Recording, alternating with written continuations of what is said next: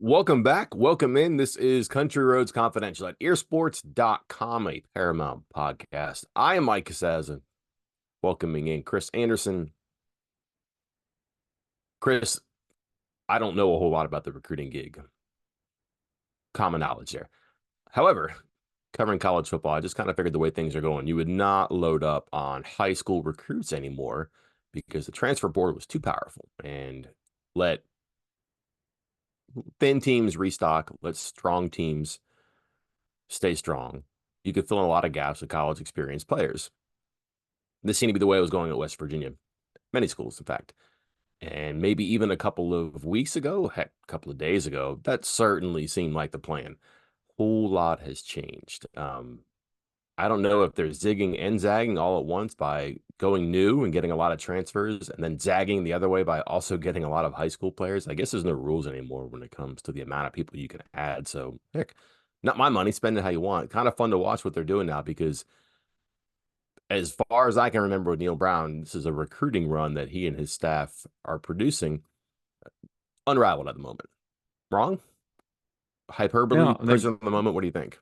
yeah, I mean, they're on a roll right now, that's for sure. And I think the main thing that's different, and it's something that was mentioned to me the very first official visit weekend. In past years, I try to get some intel on what happened, how things went with official visit weekends with guys, and hey, how'd it go with so and so and this guy and that guy, and there would be guys, and essentially I was told, hey, don't you don't need to worry about talking to that guy, almost like, yeah, he was on an official visit, but not a take. And not that it was like a mistake hosting him, but almost like, hey, eh, eh, kind of meh about it. Now, it there's a lot more confidence about the guys they're bringing up. That every single person that they're bringing on official visits is a dude, is a guy that they would take. And obviously that changes once other guys commit. Um, so you've seen some guys who were takes when they visited, but then were not later. For instance, Cam Strong, good player, great player. West Virginia wanted him. He took his time. West Virginia picked up commitments elsewhere and moved on. And, so he was a take at one point, just wasn't by the time he was ready to commit. So that's the big thing that's different to me. There isn't these, they're hosting 12 visitors and two or three of them you never have to really worry about because they're not takes. Hmm. These are all guys that they actually truly want and could make a difference for this team. And I think that's the biggest difference here for West Virginia this cycle.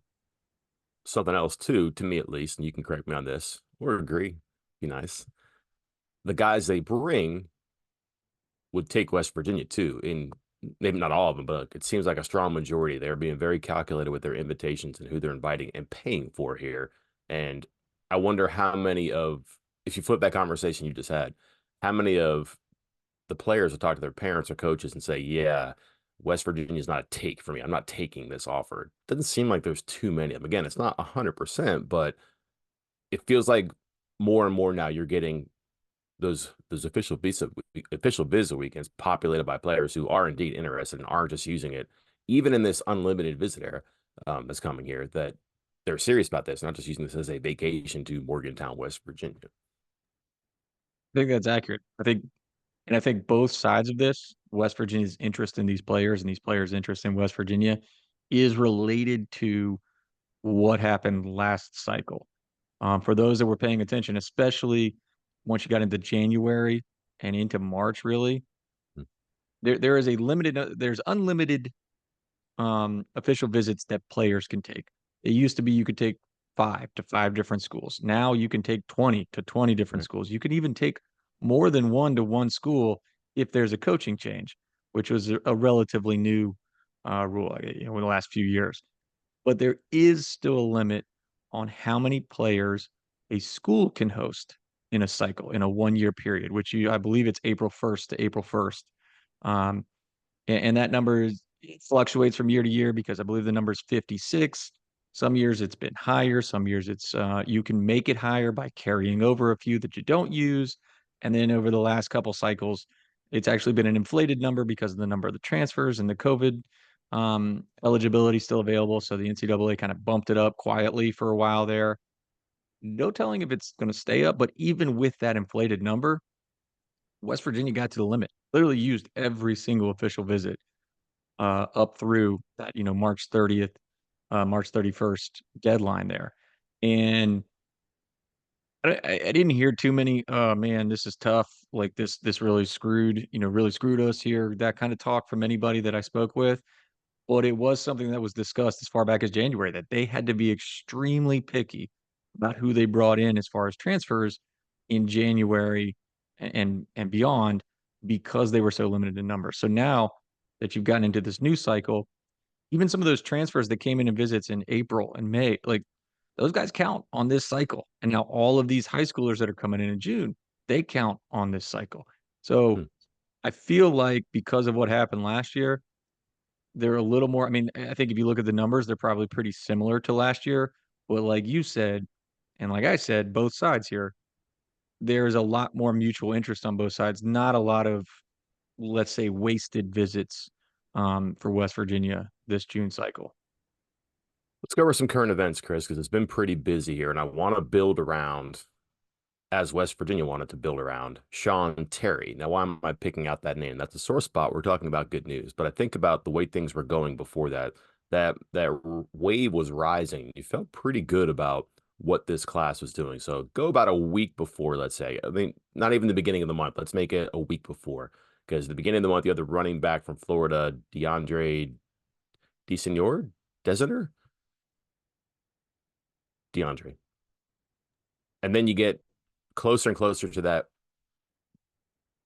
June 19, I think is the date, when Sean Terry was here for the 7-on-7, puts on a show, and all of a sudden, the kind of word slips out that he'll be back for an official visit weekend. So you're thinking, oh my gosh. So what happens before that? You get a handful of pretty good commitments here. I'm looking at the list now. Terrence Edwards, Taylor Brown. Who else is before in that time? The Tariq Mallory flip was early, but that was still good news. Amir Leonard Jean Charles. I gotta get these last names right. Sirius Stinyard, Mhm. and these kind of get more toward the back end of my conversation. So just ripped off a list of a couple of really good names of players who are important in the class. And you have all this momentum thinking that Sean Terry's going to visit, maybe commit. We'll see. Long shot, at least it's a shot. And that even was good news that he does agree to make the official visit. Then, Chris, someone pops the balloon and Terry commits to Missouri. And all of a sudden, the visions people have of this really fast, kind of athletic slot guy who maybe can play outside, running past people on the 7-on-7 drills, playing for West Virginia, that's gone. But after that, Chris, they followed up with more good news and a run of commitments in the past couple of days that are pretty impressive when you look at them just on paper, where no game has ever been played. I understand. But if you're trying to put pieces together, these look like pieces that they can actually put into what they're trying to do. And more importantly, these pieces can surround other recruits and other players who are young and will be on this roster for a couple of years. Just kind of take me through the last couple of days and players we haven't talked about who I haven't named who have kept this momentum going, even though you might have been discouraged briefly because they didn't get Sean Terry to follow through. Well, I think the key point here is discouraged briefly because not long after that, that is when Montavian Quisenberry commits to WVU. That is a guy who, and like I kind of read what I had written, and I was like, man, I sound like a little fanboy watching that Mm. kid. But what he did at camp a year ago was just ridiculous. I mean, I remember it uh, very specifically because the coaching staff, the players, like GAs, other recruits that were there watching were just openly laughing about what he was doing to other players. Like these other kids had no shot of covering him every single time he got up. He was open. Now, he's not, you're like, oh my God, Chris, we haven't heard you talk about a recruit like that. He's got to be a 5-star. He's a high 3-star. He's an 87. There's other limitations. He's a little smaller. We got him listed at 5'9", 160. I went back and looked at my notes. He's a hair under 5'9" and was 160. So it's about that, got to get a little bigger size if you're really going to be rated higher. But as I noted in that review, coaches look for something elite. What can you do if there's one thing? Is there any one thing that you can do that is elite? And I think the idea of him getting open, which something West Virginia receivers have not had a very easy time of doing in recent years, but getting open, he does that elite. So I think that is a very nice add, and West Virginia worked hard on that. That was one you and I were standing around and saw some conversations happening, and his home state schools of Louisville and Kentucky pushed hard for him. And West Virginia thought they already had him wrapped up because that kind of goes back to the original Sean Terry stuff of 3 weeks ago, I think it was, at one of the camps. I was told, hey, Sean Terry might visit if Quisenberry doesn't go public before then. And, so that Terry thing, it's hard to say Sean Terry was a backup to Quisenberry. It's just a matter of, who was more realistic at that time. I think everybody realized Terry was a long shot, but both are very good slot receivers. Terry just might have a little more for outside and stuff like that. But I do not think that's a bad ad, and I think that kind of will make some fans forget about the Terry experience. What about, let's see here, Michael Hasty, of Chris Filippo. Trying to think of who else is committed here. Brady McCorder jumps on. There's one more I'm trying to think of here. Yeah, we can definitely get to the Brody McWhorter thing here in a few minutes, but the Michael Hasty, big time kid. He's an athlete, both sides of the ball. I think there was some early push that he wanted to play running back. Some talk about whether or not he was more of an edge rusher, like almost like oh God, what do we call it? We're calling it a spur, right? Spur, spear, Yes, spur, yes. spur, spur. Calling it a spur. Um, and what position you got? I mean, the guy flies all over the place and had 122 tackles last year. It kind of takes me back to, and they're different players, but Ben Cutter last year, where it was like, oh, what position does he play? It's like, who cares? He had 200 tackles in a season. Like the dude just goes everywhere, and that's kind of my thought on Hasty as well. And Chris Filippo, man, just watch this one, okay? Because it's not very often that you get a kid who is 6'3", legitimate 6'3", 210 pounds, and runs a 4.49, 4.5, or right around the 4.5 and 40-yard dash. Is a legitimate sprinter. Like this isn't made up for 40-yard dash times. He has the track and field background to back it up. It's hard to truly translate some of those numbers, but you can look at his 100-meter dash times and they're sub 11 seconds. They're 10 point whatever. That translates to a guy who can run a legitimate 4.50 in a 40-yard dash. You combine that size with that speed, that's something special. And people are going to say, "Oh, you flipped him from JMU." Like, one, have you noticed JMU's pretty good in the past couple of years? First, let's start there. Hmm. Second, he committed to JMU early, thinking this is the only Division One offer I'm going to get. And then all of a sudden, Purdue, I believe it was South Florida, West Virginia.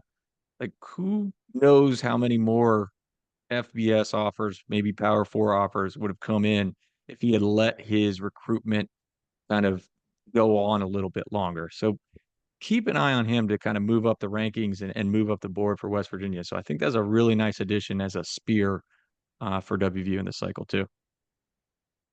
That's one that kind of heard that he would visit, and that obviously with the coaching situation at JMU, maybe he does flip. He's at least considering his options right now. But um, that's for a pretty talented area in Pennsylvania. I think it's outside of Philadelphia in the PIAA, trying to remember. Not the Whitfield, PIAA. So there's good players there, and you're just looking at it going, what am I missing here? Like, what is it not a big enough school? Has his team not won enough? Has he not? Well, yeah, he has shown up in camps and he has shown off in camps, and the size is there. Like all the other bona fides that you mentioned are there. What are we missing on this one? And that kind of leads me to this, Chris. Like you mentioned, Quisenberry is too small, perhaps, in the eyes of some. Um, I can't figure out, maybe others have, what we're missing about Filippo. There's other players that West Virginia recruits. Can't do this, isn't enough of that. But similar to Cutter, yeah, small North Carolina school. He was not as big, nearly as big last year as he is right now. Um, is he going to be heavy enough to play linebacker? So you have all these things about what they can't do, what they can't do. The stuff I heard this week and the stuff that I've just observing, reading what you've produced and other conversations people have had, just seems like the staff is like, yeah, fine, I understand, but like, let's work on what they can do, like what they can add. What are they good at? Like you said, elite. Yeah, you look for something that's elite, but it just seems like that these guys, and probably all good college staffs and all good football staffs, and maybe any good coaches, you understand those limitations, and maybe that's why they're available to you to some extent. But then you focus on, all right, he did have 150 tackles in his senior year. Yeah, he is small, but boy, can he run when he gets the ball. And you just worry about, how do I get to his strengths? How do I adapt to what makes him elite in high school, in college? And I think that's what people get excited about too. And that's maybe what is so good about these camp settings, is that you can see someone who's fast or who hits that cone drill and is really twitchy, or maybe he's not very fast, but boy, does he get open and he catches everything. Just seems like that they've got an environment for that in the camp, but they also have an eye for that when it comes to evaluating people now, and just acknowledging, yep, imperfect player who's perfect. But boy, that one thing he does, that one thing he can add to our defense, that one hole he can fill on a depth chart, that's what we're looking at. Like, he has this strength. And I think if you go down this list of commitments, there's some really good players who maybe don't have a lot of weaknesses, but there's some who have strengths that are obvious and really kind of elevate them in the list. Yeah, I think that's a pretty good assessment of the class as a whole. Like if you go through, you can look at guys and say, hey, this guy does this one thing elite. Again, like Mhm. we're talking about with Quisenberry, maybe not everything at the highest level, but there is something they do that's elite, and you kind of go through and it's like, yeah, that guy does that. And then some of the guys that you're thinking, hey, maybe they don't do anything elite, but you're looking at projection and potential. Um, I've told this story on the board. I am a sucker for those offensive tackles that are 6'6" and 240 pounds and played basketball. The Colton McKivitz, the Yadni Kajus, like that's where I'm a sucker for. And sometimes that comes back to bite you. And I know coaches are like that too. Like they like guys that there's this sense of, yeah, I know he wasn't amazing, but if I get my hands on him, if I get to coach him, let's see what he can do. And there's a few of those guys like that. I mean, that might be the Chris Filippo thing. Again, it's like, hey, if you told the coaches, hey, coach, I can give you a 6'3", 210-pound ball hawk that runs a 4.5 in the 40-yard dash. Would you like to try him at Spear? Like, yeah, come Yeah. on, send him over. Let's do it. So I think there's some guys like that in this class too. And it kind of just depends on how they blossom into their potential here. So eh, very solid. I mean, ranked in the top 20 right now on the Crazy. 24/7 sports team rankings. Won't stay there. Some other teams are going to add more players. West Virginia is going to add some more players, which we can talk about in a second. But very solid class for WVU this cycle. All right, got to hit quarterback because everything's about the quarterback. Brady McCorder vacations like I do. It's the nicest thing I can say to him. He was on campus for like roughly 12 days, I think, right? The same amount as my trip to Scotland. But he had an extended visit here, beginning of last week. I think actually the weekend before. I believe he was here for Father's Day weekend. And then shows up at the camp on Monday. And then again, they have him in the middle of the field. Everybody knows that that's somebody important. Again, this is stuff they do with, I think, some intent. Sean Terry got the same treatment, but like McCorder is just in slides and his high school gear. He's not throwing, he's not working out. Maybe he worked out earlier in the day, right? I think he's one of those guys. But they know Oh, who they, now I would say he didn't need to, but yeah, most of the quarterbacks did the before camp throwing. yeah, He's not one of those that needed to do that. which is a heck of a thing too. So it's 97 degrees out. He's in the middle of the field watching people throw and like, yo, you're cool. Just, hey, would you like some lemonade? Like, he's getting the VIP treatment. So you could tell this is a guy. And then like they felt really good at that point that there was a chance because he'd been there for so long. It was Father's Day weekend. He didn't have to be there. He didn't have to come to the camp, but like hung around, was here for a couple of days in his own capacity with his parents. There's a photo of him online. We can show you like the small crew he traveled with, but like they comfortably moved around. And then voila, they get their 26 quarterback who I don't think a lot of people were too confident he was going to leave the South. He's from Alabama, correct? And they thought maybe Auburn, perhaps North Carolina, comes to Morgantown because I guess he knows his way around after an extended visit here too. But I guess on the field, off the field, this seems like a big one as well. Yeah, it's a big one. And we'll get into the quarterback part of this, but yeah, this was something that the staff had been working on for a while. And he, it wasn't just the one trip. He'd been there multiple times. Yeah. He came back for a junior day in the winter, came for spring practice, came back for the trip you're talking about in June, which was when he told me, the very first thing I said was, are you sure? Because something that Neil Brown has had in place for multiple years now is he does not have visits on Father's Day weekend. Father's Day weekend is for him and his staff. to take off. They do not host official visitors. They typically do not host visitors. Previous staff used to have camp on Father's Day weekend. There is no camp on Father's Day. And then he said, Brody McWhorter texted me and says, I'm coming up to West Virginia, Father's Day weekend, a 3-day visit, 4-day visit. And I was like, are you sure? He was sure, and he was there the entire time. And it certainly paid off because again, they had built a strong relationship, and we can talk about Tyler Allen too, because he got a lot of credit for this. He worked hard on this. Obviously, quarterbacks coach is going to be focused on the quarterbacks and a lot of that recruiting. But McWhorter's high school coach, who is extremely familiar with the process. I mean, the guy's been coaching for a while and has a lot of recruits, talked to a lot of schools, said he believes that Tyler Allen may be the number one recruiter he's ever spoken with. That story's up over on the site. You guys can check it out. But that's high praise for first year assistant coach at West Virginia. So good work by him, putting in that extra time, taking that long weekend and getting McWhorter. And then not only that, but kind of getting him to jump in early. You know, he had originally set his commitment date for July 4th. And I know people are going to say, hey, who cares? You know, it's a week and a half earlier. There's still a little something to that to get kids to just go ahead and go public with it, that they feel so good about a school that they're willing to jump ahead of a planned commitment and make it official for all to see. I think I said the McWhorter is from Alabama. He's from Cassis in Georgia, right? Yeah. Yeah, my bad. Georgia. So I want to go on the Allen thing for a second here. That's a tricky position to recruit, I think, because you do position recruiting. I mean, listen, quarterbacks, impossible as it is, they struggle with this in the pros if you have first round picks. But you have to kind of position recruit, and you also have your geographical areas too. So if you look at the people that West Virginia and specifically Allen had brought in, and you put pins on a map, Chris, it's all over the map. I mean, it's pretty impressive, like the states, but also the time zones and the distances, and like people from California, but people from Florida, Georgia, Pennsylvania, Ohio, Indiana.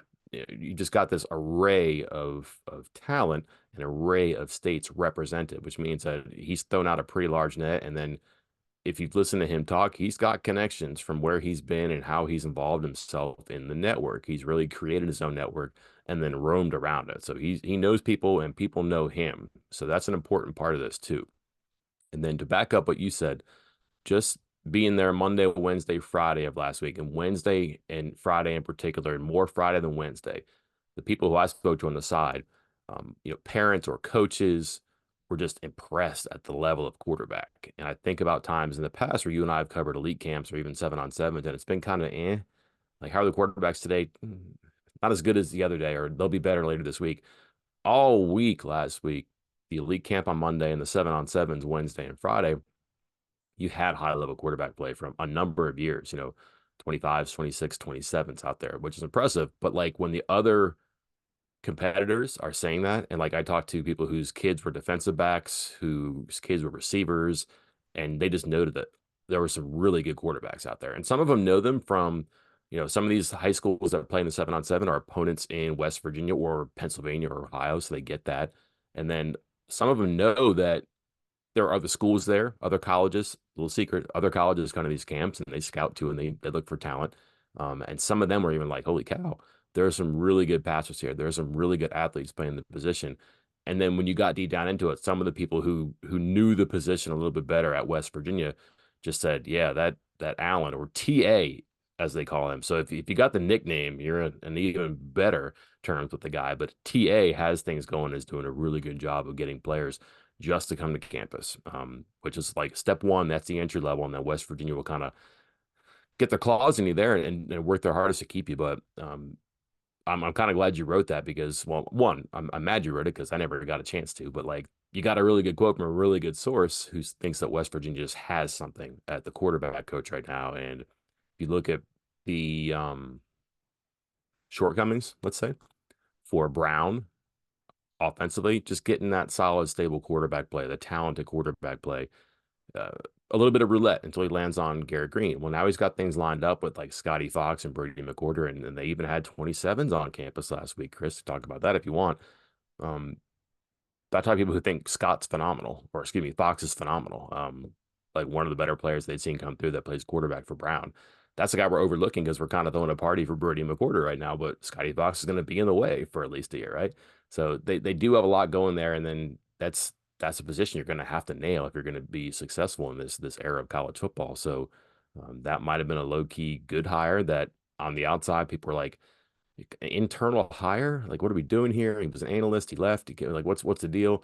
And here we are, so many months later, and I think a lot of those critics are probably being made to maybe not eat their words, but certainly knife and fork and make it more bite-sized pieces.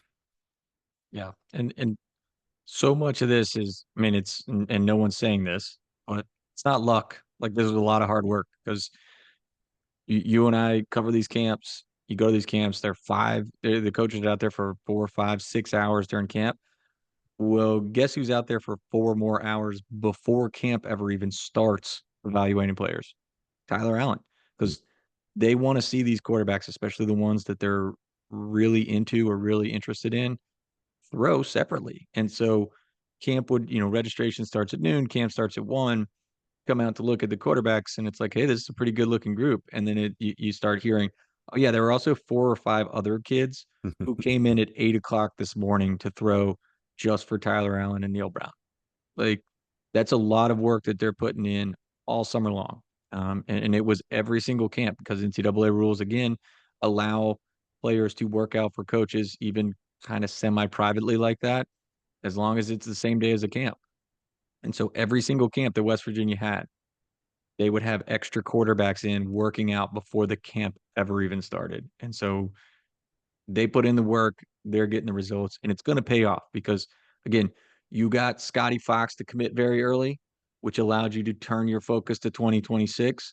And now you got Brody McWhorter committed very early, which is allowing you to turn your focus to 2027. And I think that's why you're seeing a lot of these new offers that went out this summer at quarterback.